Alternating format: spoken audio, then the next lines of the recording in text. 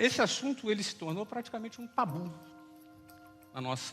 no mundo inteiro, não é só no Brasil, mas no mundo inteiro. Falar sobre dinheiro, falar sobre riqueza, ele praticamente se tornou um tabu.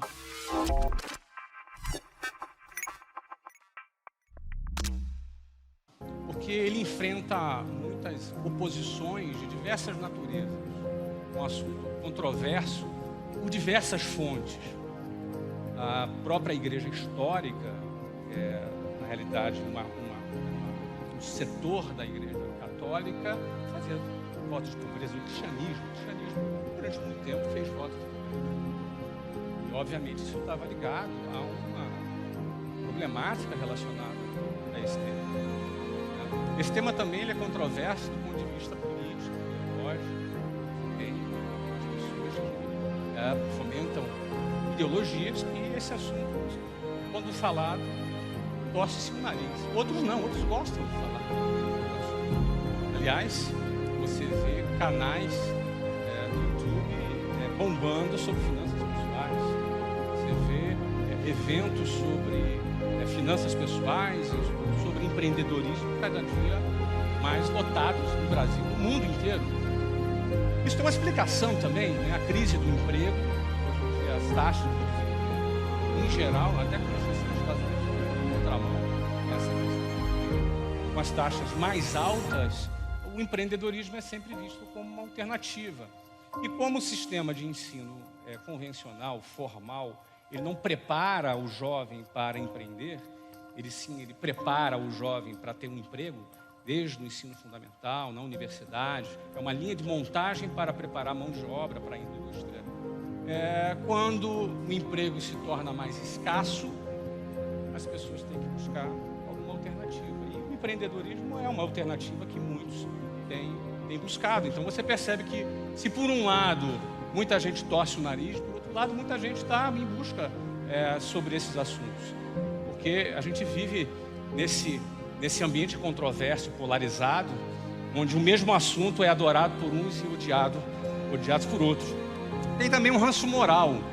A gente liga a televisão e quando você liga a televisão, você vai ver lá o cara que desviou não sei quantos bilhões de dólares, sei lá onde, não sei quantos bilhões de reais da estatal, o político que roubou. Ou seja, muitas das vezes você vai ver o tema dinheiro e riqueza sendo sempre associado a um escândalo político, ou um escândalo na sociedade, um golpe, um estelionatário que deu uma volta, pirâmide financeira. Você já viu a quantidade de pirâmides financeiras que circulam hoje em todos os lugares? As pessoas caem na armadilha da pirâmide financeira, sempre a armadilha do dinheiro fácil, a armadilha do dinheiro sem trabalhar, aquele dinheiro mole que vai entrar na conta.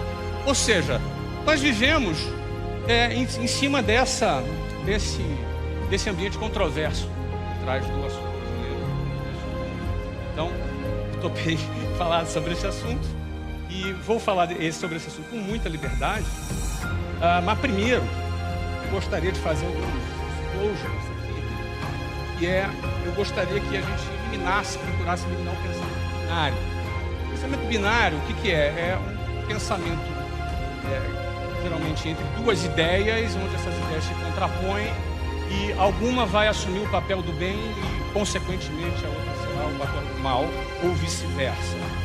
O pensamento binário, ele faz com que esse assunto, ele bota um pouco de lenha na fogueira nesse assunto, de forma errônea, de forma equivocada, levando muito as pessoas ao engano sobre o tema riqueza, o tema dinheiro, justamente pelo vício do pensamento binário. Eu vou dar um exemplo aqui sobre pensamento binário, ou de derivações de pensamentos binários que criam uma lógica viciada, uma lógica que já está viciada por esse pensamento. Vou dar um exemplo aqui. A maioria dos traficantes do Rio de Janeiro se localizam em favelas. Isso é uma afirmação. Alguém negaria essa afirmação aqui? Não. A gente vê nos noticiários, até em estatísticas você vai ver. Daí, por derivação e uma falsa lógica influenciada por esse pensamento binário, alguém pode dizer: toda pessoa que mora na favela é traficante.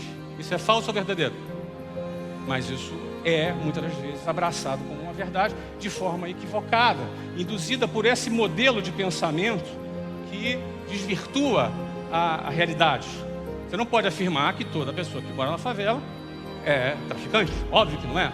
Partindo por esse processo, por esse padrão do pensamento binário, seja por influência de setores do cristianismo, ou de ideologias políticas, ou desse ranço moral, você poderá chegar numa cadeia lógica quando a pessoa fala o amor ao dinheiro é a raiz de todos os males. Aí ela corta a palavra amor, o dinheiro é a raiz de todos os males. Logo, quem tem dinheiro é mau. Logo, quem é pobre é bom. Isso é uma verdade? Mas isso é assumido. Eu, por exemplo, conheço rico honesto. E conheço rico sem vergonha. Mas eu também conheço pobre sem vergonha. Alguém conhece pobre sem vergonha aqui? Pois é. E conheço pobre honesto também. Ou seja, quando você entende e desfaz esse cruzamento desse pensamento binário, o que acaba acontecendo é o seguinte: você limpa o terreno para construir alguma coisa em cima. Eu espero conseguir construir alguma coisa com vocês nessa noite, mas a gente tem que primeiro limpar o terreno. Vamos tirar, não dá para a gente conversar se a gente tiver pensamento binário aqui. Em outras palavras, o que eu quero dizer é o seguinte: o tamanho da sua conta bancária não diz absolutamente nada sobre o seu caráter. Nada. Você pode ter ela lotada de dinheiro e ser uma pessoa honesta, ou ser um picareta também. Ou você pode ter ela vazia, ou então como eu, no cheque especial, quando eu abri a WhatsApp, e ser uma pessoa honesta. Pode ser picareta também. Em outras palavras, não tem nada a ver a tua conta bancária com o teu caráter. O teu caráter é outra coisa.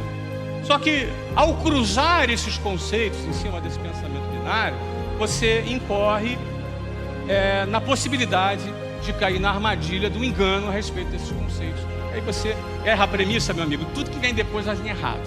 Você errou o início, cara, aí o resto é derivado, é derivação dessa premissa equivocada que você adotou, tá? Outro ponto é o seguinte: outra afirmação: o tamanho da sua conta bancária não diz absolutamente nada sobre a sua espiritualidade. Você não é mais espiritual porque você é pobre, ou menos porque você é. Não tem nada a ver uma coisa com a outra. Para você ter ideia, na época de Salomão, o tamanho da fortuna dele, ele recebia uma média de 25 toneladas de ouro por ano. Isso corresponde a quase 1,3 bilhão de dólares por ano só em ouro.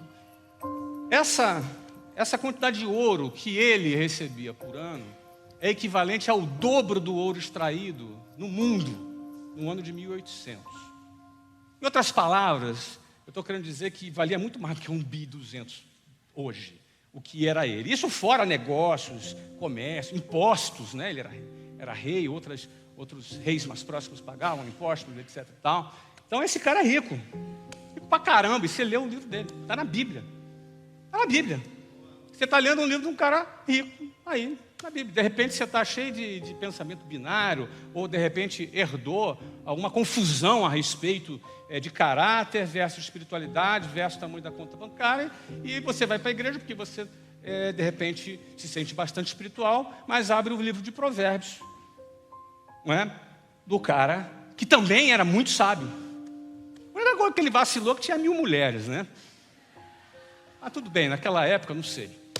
Mas eu vou te dizer, não foi muito sábio. Mas eu vou dizer um negócio para você. O cara, ele tem um livro dele escrito. Hoje no mundo inteiro, o livro mais lido do mundo.